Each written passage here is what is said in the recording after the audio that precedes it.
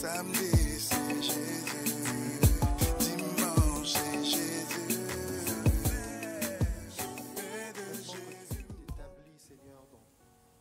Bonjour les bien-aimés en Christ, soyez bénis et que le Seigneur puisse-t-il nous éclairer le long de ce partage. Avant de commencer ce partage, j'aimerais vous raconter une petite histoire. Cette histoire remonte de plusieurs siècles avant la naissance de notre Maître Jésus-Christ. Et c'est une histoire qui concerne, c'est un mythe plutôt, que Platon pouvait raconter. En fait, dans ce mythe que Platon pouvait raconter, il expliquait que dans l'enfance, on avait pris des personnes, et ces personnes, on les avait mis dans une caverne. Ça s'appelle le mythe de la caverne. Et quand on avait pris ces personnes dans cette caverne, on les avait enfermées, on leur avait mis des chaînes aux pieds, ils étaient contre une paroi, des chaînes sur le cou. Donc ça fait que ces personnes étaient incapables de se voir, mais ils vivaient dans l'obscurité et dans cette caverne-là. Les seules choses qu'ils pouvaient connaître du monde, c'était un feu qui brûlait au loin, et de temps à autre, quand ils observaient ce feu, ils voyaient des ombres passer, et ils entendaient des voix, des personnes qui pouvaient colporter des choses ça et là. Et donc ces personnes-là, en fait, avaient développé un langage entre eux, et selon les ombres qui pouvaient passer, c'est comme ça qu'ils percevaient le monde. Parce que pour eux, le monde était fait d'ombres, en fait. Donc pour eux, l'image que ces ombres reflétaient, c'était leur propre image, pensant eux-mêmes être des ombres, parce qu'ils n'étaient pas capables de se voir. Donc à chaque fois, ils voyaient au loin cette image passer, ils donnaient des noms, ils donnaient une identité à ça. Le temps passa, et un jour, l'un des prisonniers se libéra. Lorsqu'il s'est libéré, il a enlevé ses menottes, et il a commencé à courir, et il va vers le feu. Et il se rend compte que la lumière qu'il voyait de loin, en fait, c'était une flamme. Essayant de s'en approcher, il se brûle un peu. Il se dit, ah oui. Et curieux, il regarde et il se rend compte que de là où il était enchaîné, il ne voyait pas les choses de la même manière. Puis, un peu plus loin, il aperçut une autre lumière. Alors il commença à monter le long de la grotte, avec ses muscles qui étaient atrophiés, donc il lui a fallu beaucoup d'efforts. Mais il finit par arriver. Le soleil qui était à son zénith, quand il arrive, il était ébloui en fait par la lumière du soleil. Et cet homme qui arrive se frotte les yeux, et ses yeux petit à petit, qui étaient dans l'obscurité, ont commencé en fait à s'acclimater à la lumière du jour. Et c'est là que cet homme s'aperçut que un autre monde existait en fait, que le monde que lui connaissait n'était pas la réalité. Ça veut dire que il a vu la nature, il a vu les oiseaux, les grands arbres, mais surtout il a vu le soleil, pensant que jusqu'à maintenant, la seule source d'alimentation et de lumière était ce feu qui percevait au loin, qui laissait paraître les ombres. Mais tout ce qui pensait être ombre, il voyait que c'était simplement par rapport au feu que ces choses paraissaient comme ça. Alors cet homme était étonné, il était dans une découverte, dans une curiosité, il a exploré tous les lieux qui l'entouraient, il a commencé à voir, à goûter à des choses qu'il ne connaissait pas. Alors un jour il était là, se reposant, et il a pensé à la caverne où il vivait. Et il s'est rendu compte il a grandi dans le mensonge, dans l'obscurité et dans les ténèbres. Et il s'est dit, tiens, mes amis sont toujours là-bas, je vais aller leur dire la vérité. Alors cet homme est reparti vers la caverne. En arrivant vers la caverne, ses amis étaient là. Et étonné, il leur parlait de loin. Il disait, c'est moi. Ses amis disent, non, c'est pas possible, tu es mort normalement. Tu ne peux pas quitter ce lieu et être en vie. Non, c'est moi. Le monde que nous connaissons n'est pas le vrai monde. Il existe une autre vérité en fait. Et ses amis ne voulaient pas le croire. Il dit non, il faut enlever les chaînes et vous allez voir, le feu que vous voyez n'est pas la vraie source de lumière. C'est une pâle imitation. Alors ses amis doutèrent de lui. Disaient, toi qui étais avant nous, tu étais expert en ombre, tu étais le meilleur. Quand il y avait une ombre qui passait, tu pouvais nous dire quelle était cette ombre-là. Là, il y a une ombre qui est là-bas. Es-tu capable de nous dire? Alors lui, connaissant la réalité, il savait que l'ombre ne définissait pas une personne, mais ça restait qu'une ombre. Alors, il essayait de leur expliquer. Et il n'avait plus les mêmes capacités parce qu'il ne voyait plus pareil dans les ténèbres. Les ténèbres n'étaient plus des ténèbres pour lui, puisque lui, il vivait dans la lumière, il n'était plus dans l'obscurité. Alors ses réponses n'étaient pas pareilles, et alors ses amis le rejetèrent. Ils ne voulaient plus de lui. Ils disaient, c'est pas possible, tu nous mens. Et essayant d'enlever les cadenas, les chaînes, ses amis refusèrent et disent, on reste ici, c'est notre monde, tu mens. La vérité, elle est là. Tu ne peux pas nous inventer des choses. Et c'est ainsi, cette personne qui est venue leur dire la vérité s'en est allée triste. Parce que ses amis ne voulaient pas croire à ce qu'il disait. Et de la même manière, je te raconte cette histoire, de la même manière, tu vas te rendre compte que c'est la même chose dans la vie chrétienne. Vous savez, on était autrefois dans le monde. Et dans le monde, on nous a formatés.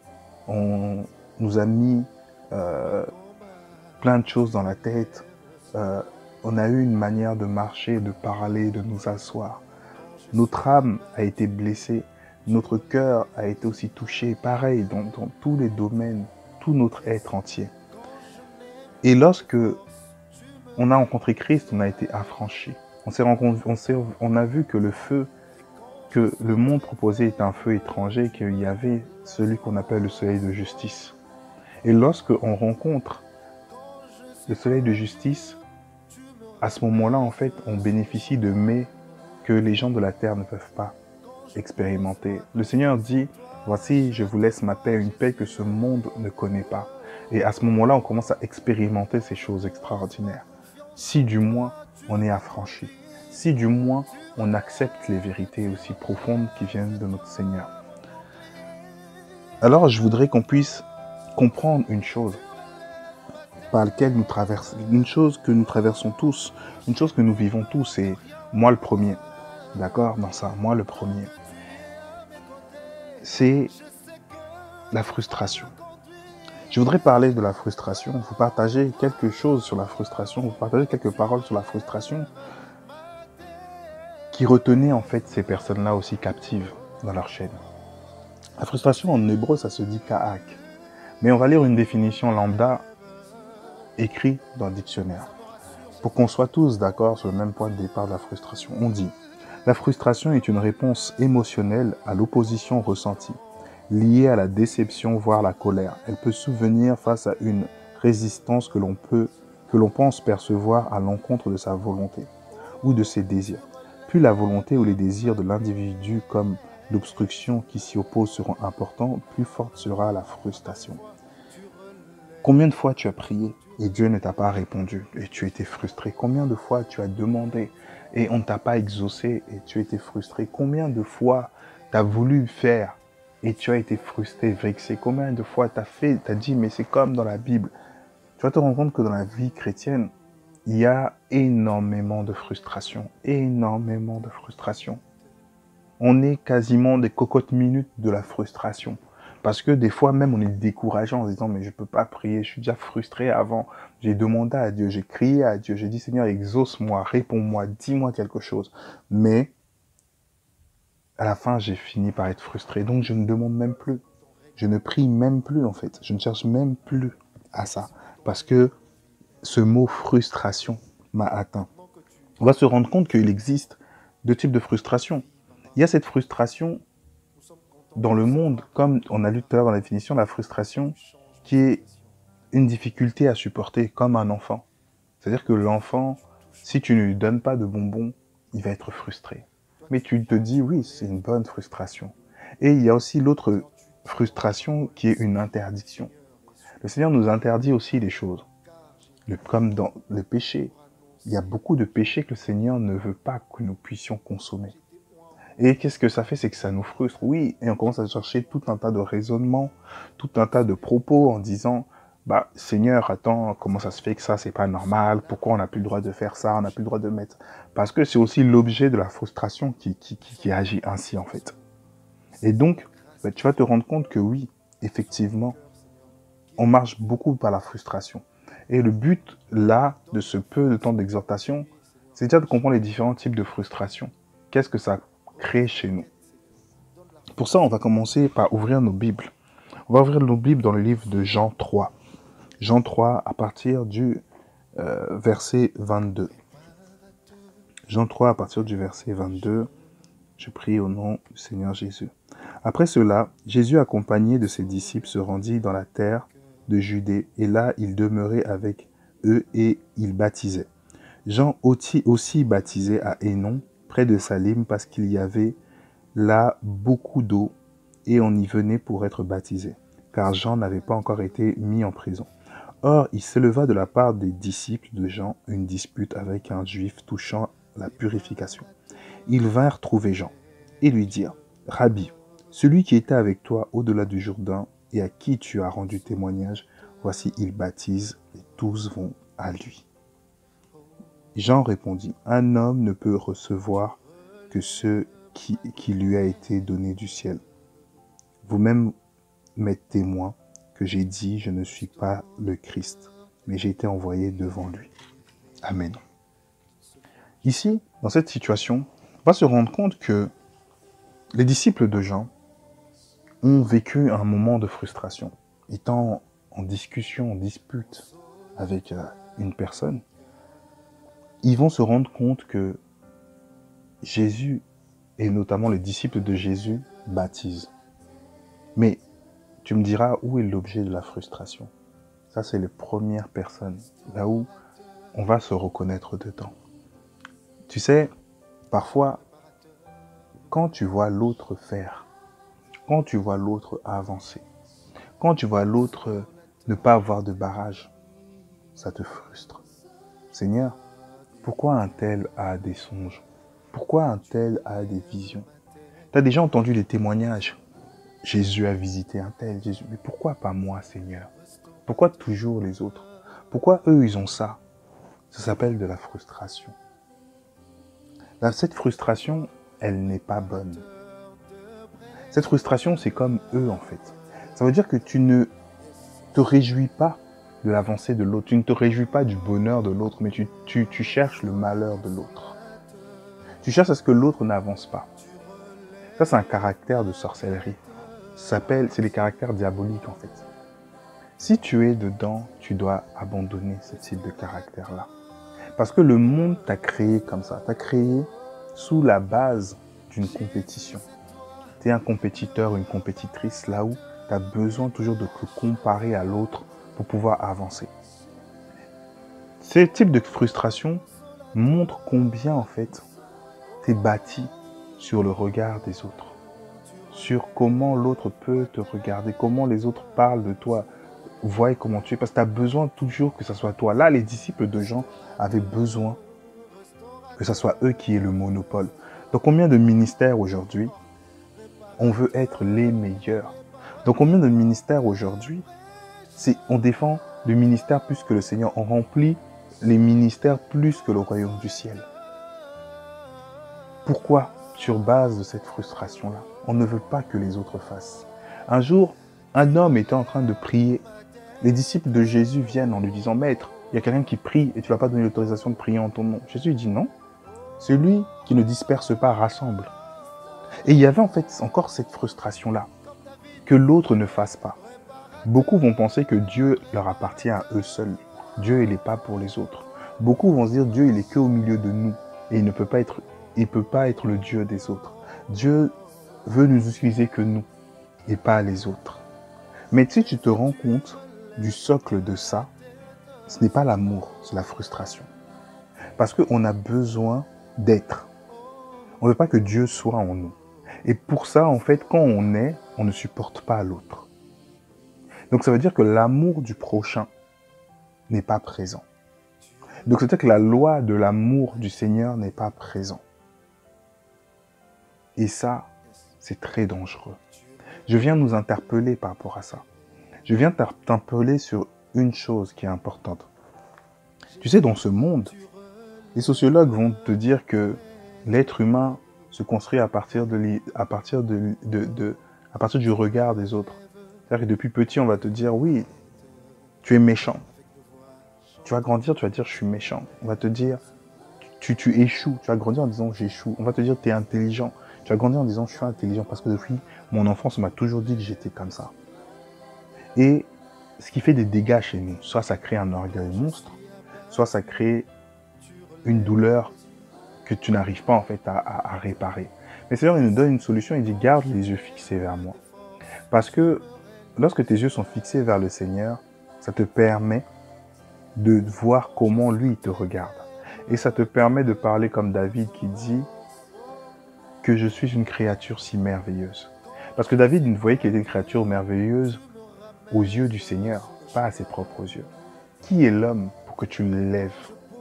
Qui est l'homme pour que tu le mettes à ce niveau-là, en fait? Donc David, il ne voyait pas l'homme selon les hommes, mais il voyait l'homme selon le regard du Seigneur lui-même. Et le Seigneur, il veut qu'on se décale, en fait, de dire des hommes, qu'on se décale du regard des hommes et qu'on soit uniquement dans sa pensée et être celui que lui, il veut, et non pas ce que les hommes veulent que nous puissions être. Et combien c'est important. Combien c'est important, parce que tu vas te rendre compte que si, depuis que tu es petit, on t'a dit tu es intelligent, en grandissant, si tu n'arrives pas à quelque chose, tu vas te frustrer. Ben, c'est la même chose avec le Seigneur. C'est-à-dire que tu vas arriver devant le Seigneur, qu'est-ce qui va se passer? C'est que tu voudras faire les choses par tes propres capacités. Et lorsque tu vas échouer, c'est la frustration. Parce que tu ne sais pas laisser le Seigneur faire. Parce que tu veux prouver aussi au Seigneur. Mais ça, on va revenir dessus après. Mais en tout cas, ce premier cas de frustration, c'est nous envers les autres. C'est qu'on ne supporte pas que les autres aient. On ne supporte pas que les autres fassent. Si entre chrétiens, on voit les autres évangéliser, on n'est pas bien. Si on voit que les autres ont des dons, on n'est pas bien. Si on voit que les autres avancent dans leur vie, les autres se marient, les autres ont ça, on n'est pas bien, on pleure. Mais tu penses que quand tu pries, tu ne pries pas avec un cœur sincère, tu pries par frustration. Seigneur, regarde, donne-moi aussi. Pourquoi? Mais parce que les autres ont. Mais ta prière, elle n'est pas sincère. Tu te souviens dans le livre de Jacques, dans Jacques 4, on nous dit quoi? On dit, vous priez, mais vous ne recevez pas. Parce que vous priez mal. Vous priez dans le but de satisfaire vos plaisirs ou vos désirs. C'est-à-dire que là, quand tu pries de cette manière-là, tes prières ne sont pas reçues. Parce que c'est une satisfaction à une frustration. Donc, c'est-à-dire que l'orientation de ta manière de prier aujourd'hui, tu vas voir que c'est les autres. Comment les autres sont. Comment les autres avancent. Donc, les autres deviennent une raison de prier, une raison de demander et une raison d'être. C'est erroné. Et c'est caduc devant le Seigneur. Tu dois te repentir quant à ça. Et aller lui poser ça en disant, Seigneur, jusqu'à maintenant, j'ai avancé comme ça, toujours en regardant mon frère, mon prochain. Mais je ne veux plus, Seigneur. Je veux me réjouir de l'avancée de mon prochain. Et si même j'entends les autres, je crois que tu es aussi leur Dieu. Et que tu leur parles également. Dans la même démarche que ce qu'on vient de lire, on va aller dans le livre de 2 Samuel, excusez-moi, 1 Samuel plutôt, 1 Samuel 25, à partir du verset 2. Je vais sauter des versets pour aller un peu plus rapidement. En gros, il y avait à Mahon un homme fort, riche, possédant des biens à Carmel. Il avait 3000 brebis et 1000 chèvres, et se trouvait à Carmel pour la tonte de ses brebis. Le nom de cet homme était Nabal, et sa femme s'appelait Abigaël. C'était une femme de bon sens, belle de figure, mais l'homme était dur et méchant dans ses actions. Il descendait de Caleb. David apprit au désert que Nabal tondait ses brebis. Il envoya vers lui 10 jeunes gens, auxquels il dit, « Montez à Carmel et allez auprès de Nabal. Vous le saluez en mon nom, et vous lui parlerez ainsi. Pour la vie soit en paix, et que la paix soit avec ta maison, et tout ce qui t'appartient. Et maintenant, j'ai appris que tu as les tondeurs. Or, les bergers ont été avec nous. Nous ne leur avons fait aucun outrage et rien ne leur a été enlevé pendant tout le temps qu'ils ont été à Carmel. Demande-le à tes serviteurs, ils te le diront. Que ces jeunes gens trouvent grâce à tes yeux puisque nous venons dans un jour de joie. Donne donc, je te prie, à tes serviteurs et à ton fils David, ce qui se trouvera sous ta main. Lorsque les gens de David furent arrivés, ils répétèrent à Nabal toutes ces paroles au nom de David. Puis ils se turent. Nabal répondit aux serviteurs de David, « Qui est David et qui est le fils d'Isaïe? Il y a aujourd'hui beaucoup de serviteurs qui s'échappent d'auprès de leur maître. Et je prendrai mon pain et mon eau et mon bétail que j'ai tué pour mes tondeurs et je les donnerai à des gens qui ne sont de je ne sais d'où. » Les gens de David rebroussèrent chemin et ils s'en retournèrent dire à leur arrivée toutes ces choses, ces paroles à David. Alors David dit à ces gens, « Chacun de vous saignait son épée, et ils saignirent chacun leur épée. Aussi David saignit son épée, et environ 400 hommes montèrent à la suite, et il en resta 200 près des bagages. » Je saute, j'arrive au verset 18. Abigail prit aussitôt 200 pains, 2 outres de vin, 5 pièces de bétail à prêter, 5 mesures de grains rôtis, 100 masses de raisins secs et 200 figues sèches, et elle les mit sur les ânes. Et elle dit à ses serviteurs, « Passez devant moi, et je vais vous suivre. » Elle ne dit rien à Nabal, son mari. Montée sur un âne, elle descendit à la montagne par un chemin couvert, et voici David et ses gens descendaient en face d'elle, en sorte qu'elle les rencontra. Donc David avait dit, « C'est bien en vain que j'ai gardé tout ce que cet homme a dans le désert, et que rien n'a été enlevé de tout ce qu'il possédait. Et il m'a rendu le mal pour le bien. Que Dieu traite son serviteur, David, dans toute sa rigueur, si je laisse subsister jusqu'à la lumière du matin qui que ce soit de tout ce qui appartient à Nabal. »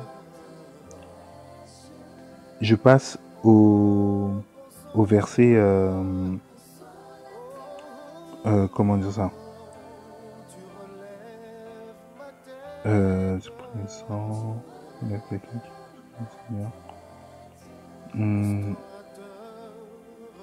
Je passe au verset 32.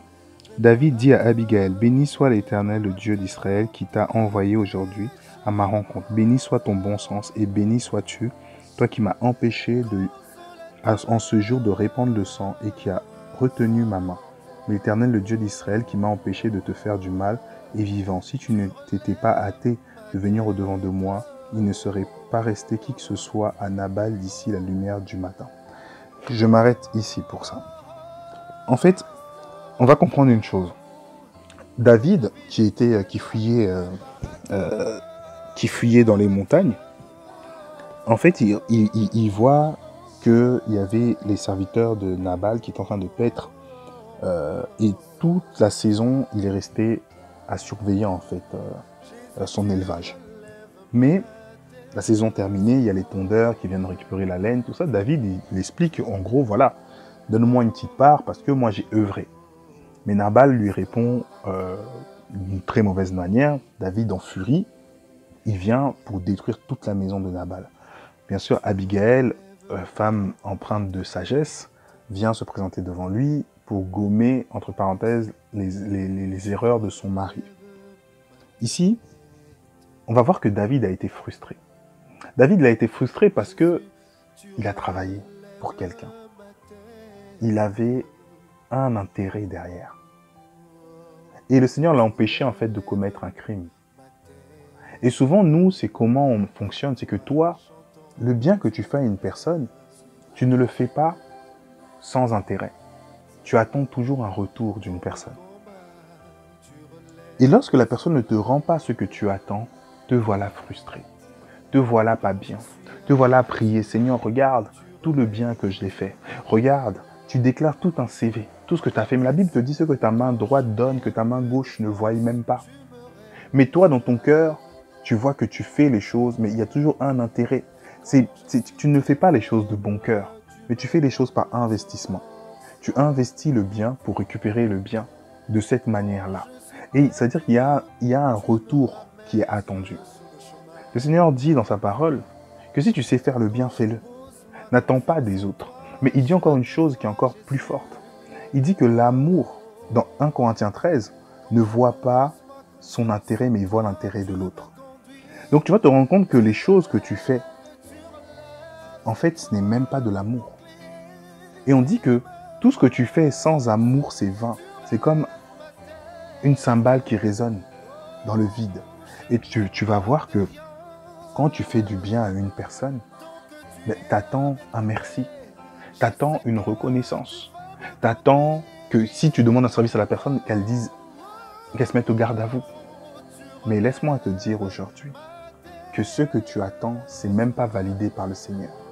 Parce que l'amour véritable du Seigneur ne voit pas son intérêt. Or que toi, tu vas te rendre compte que des fois, tu pries, tu dis, Seigneur, je leur ai fait tellement de bien. Regarde comment aujourd'hui il me récompense. Combien de fois je l'ai faite. Le Seigneur, il me dit, c'est caduque. Parce que tu regardes ton intérêt. Parce que tu attends le retour, en fait, de ce que tu fais. Mais ça ne marche pas comme ça. Ce n'est pas l'amour du Seigneur. Et ça crée en toi après une frustration contre les personnes. Ça crée en toi une politique. Quiconque que tu vois, tu dis, ouais, je lui ai fait du bien, elle m'a rendu le mal pour le bien. Mais quand tu vas prier, tu fais ça. Mais ça, c'est l'objet d'une frustration. Ta prière n'est pas bonne. Ton cœur n'est pas bon. Et tu dois te corriger quant à ça. Mon ami, c'est vraiment une invitation à ce caractère. Le Seigneur a envoyé Abigail devant David. Parce que David, il pensait faire une bonne chose.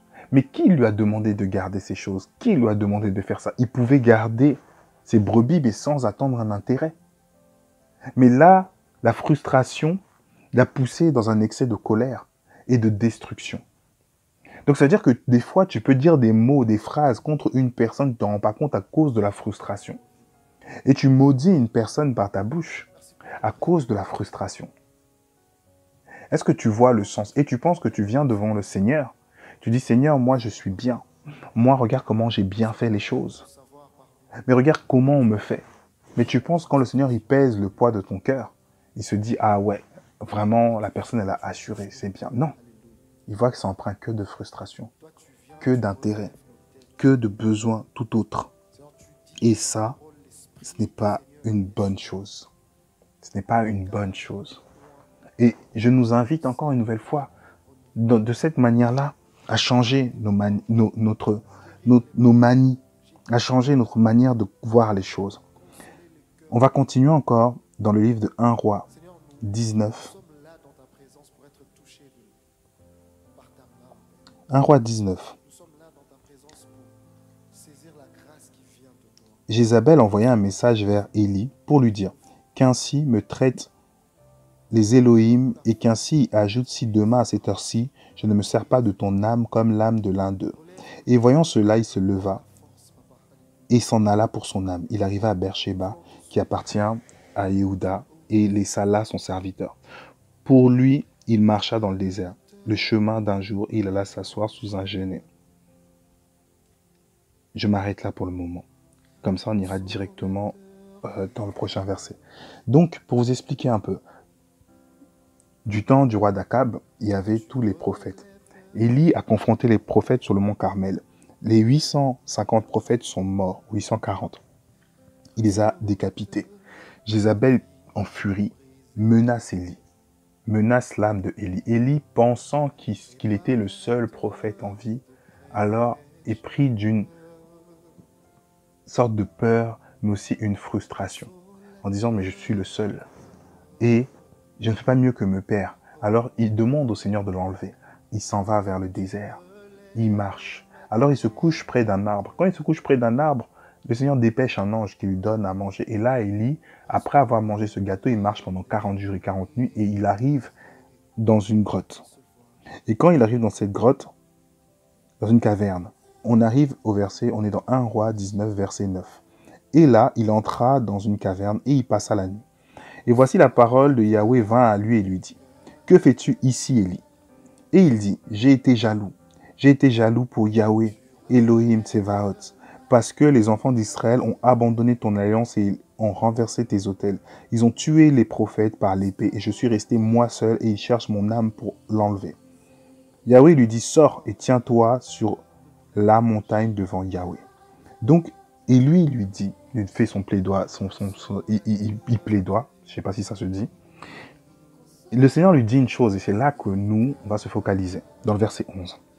Il dit, sors et tiens-toi sur la montagne devant Yahweh. Donc on va se rendre compte que dans sa frustration, le Seigneur ne lui demande pas de se tenir sur la terre, mais il lui demande de se tenir en hauteur. Il lui demande de se tenir dans une sécurité et il lui demande de se tenir sur la montagne. Donc déjà, la première chose qu'on doit comprendre, c'est que dans notre frustration, on doit se tenir sur la montagne. La montagne, ça peut être la prière, ça peut être le regard du Seigneur ou les yeux fixés vers le Seigneur, les yeux fixés vers le trône du Seigneur. Je corrige une chose qui est importante.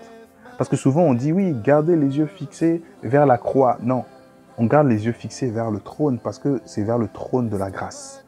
On nous dit dans Hébreu, entrez vers le trône de la grâce de Dieu. Entrez avec assurance vers le trône de la grâce. On ne dit pas entrer vers la croix ou non, on garde nos yeux vers le trône. On reconnaît l'œuvre de la croix, mais on entre et on garde nos yeux fixés vers le trône de la grâce. D'accord? Et Élie, dans cette montagne, on dit, et voici Yahweh passa. Donc on voit qu'il commence. Le Seigneur d'abord passe, mais en silence, sans rien dire. Ensuite on dit, et devant Yahweh, il eut un vent impétueux qui déchirait les montagnes et brisait les rochers. Mais Yahweh n'était pas dans ce vent. Après le vent, un tremblement de terre. Mais Yahweh n'était pas dans ce tremblement de terre. Et après le tremblement de terre, un feu. Mais Yahweh n'était pas dans le feu. Et après le feu, une voix calme et petite. Donc on se rend compte qu'il était le début et la fin. Et ensuite, quand il a eu la voix calme et douce, il arriva que Élie l'entendit et il s'enveloppa la face de son manteau. Et il sortit et se tint à l'entrée de la caverne. Il a reconnu le Seigneur. Ici, qu'est-ce que c'est? Et qu'est-ce que c'est l'enseignement?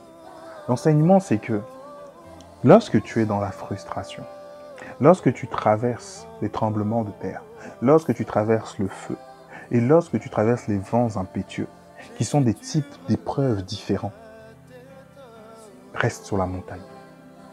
Reste sur la montagne. Parce que si tu ne prends pas de la hauteur, tu ne sauras pas en fait ce qui se passe. Et tu ne comprendras pas le plan du Seigneur. Il n'y a que en regardant d'en haut qu'on voit ce qui se passe sur terre. Mais si tu regardes de manière terrestre, tu seras frustré.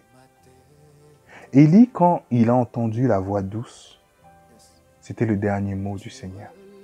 Le Seigneur, il ne dit pas qu'on ne traversera pas les épreuves, il ne dit pas qu'on ne traversera pas les difficultés, il ne dit pas qu'il n'y aura pas des choses difficiles pour nous, mais il dit qu'il sera là. Et Élie qui était désespéré en disant, mais regarde, on a rencontré les tremblements de terre, regarde, on a rencontré le feu, regarde, on a rencontré la tempête. Mais il dit, mais je demeure, regarde, j'ai commencé et je vais finir. Toi, garde la confiance en moi et reste sur ma montagne. Reste dans la hauteur. Et ici, pour conclure, parce qu'on arrive vers la fin, c'est pour t'expliquer une chose. On rencontre tous la frustration.